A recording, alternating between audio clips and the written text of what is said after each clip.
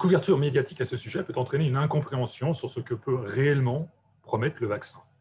Beaucoup pensent que lorsque le vaccin commencera à être déployé, nous reviendrons à nos habitudes de vie précédentes. La première chose à comprendre est que les premiers vaccins disponibles sont de type non stérilisant. Cela signifie qu'une fois vaccinée, une personne peut toujours être infectée et transmettre le virus aux autres, cependant, en de moindres proportions que si elle ne l'était pas. En revanche, le vaccin lui permet de limiter ou de supprimer les symptômes, d'éviter l'aggravation de la maladie et donc le recours aux soins hospitaliers. En somme, la priorité donnée aux personnes à risque vise à soulager notre système de santé. Cela prendra donc certainement quelques mois avant qu'un retour à la normale, en particulier en matière d'accès aux soins, soit observé.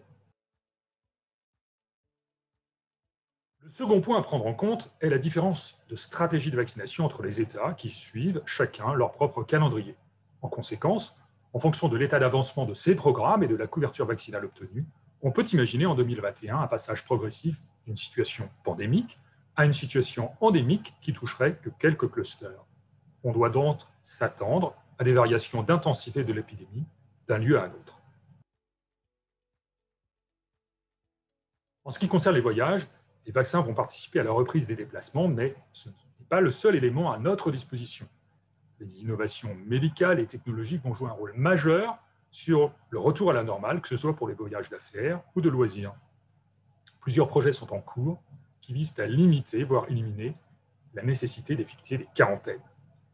L'utilisation des tests antigéniques rapides par les autorités sanitaires aéroportuaires, couplée à un passeport sanitaire numérique tel que AOKPass que nous développons, devrait permettre d'accélérer la reprise des déplacements en garantissant le plus possible le statut sécurisé du voyageur vis-à-vis du virus.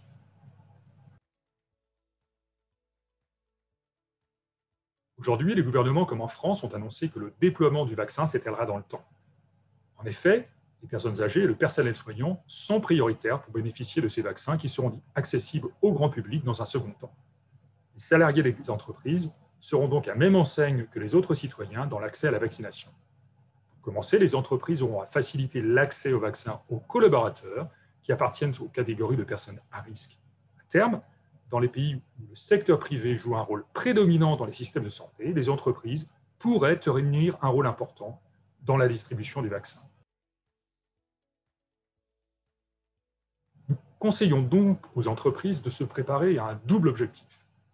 Premièrement, de préparer et entretenir un climat de confiance vis-à-vis de la vaccination. Il s'agit de permettre aux collaborateurs d'avoir accès à de l'information factuelle, objective, claire sur le sujet pour se forger progressivement une opinion sur les bénéfices et les risques de la vaccination au fur et à mesure que ces données deviennent disponibles. Le second est plus ambitieux. La médiatisation des vaccins sera inversement proportionnelle à leur disponibilité. Il s'agit de mettre en place une communication qui soutiendra l'effort à faire pour tenir ensemble jusqu'à l'arrivée des vaccins. L'enjeu est donc de maintenir le plus possible l'organisation du travail actuel, les mesures barrières pendant de nombreux mois, avant que les bénéfices des vaccins permettent de les alléger. Ce sont deux défis que nous nous proposons de relever avec vous au cours des mois à venir.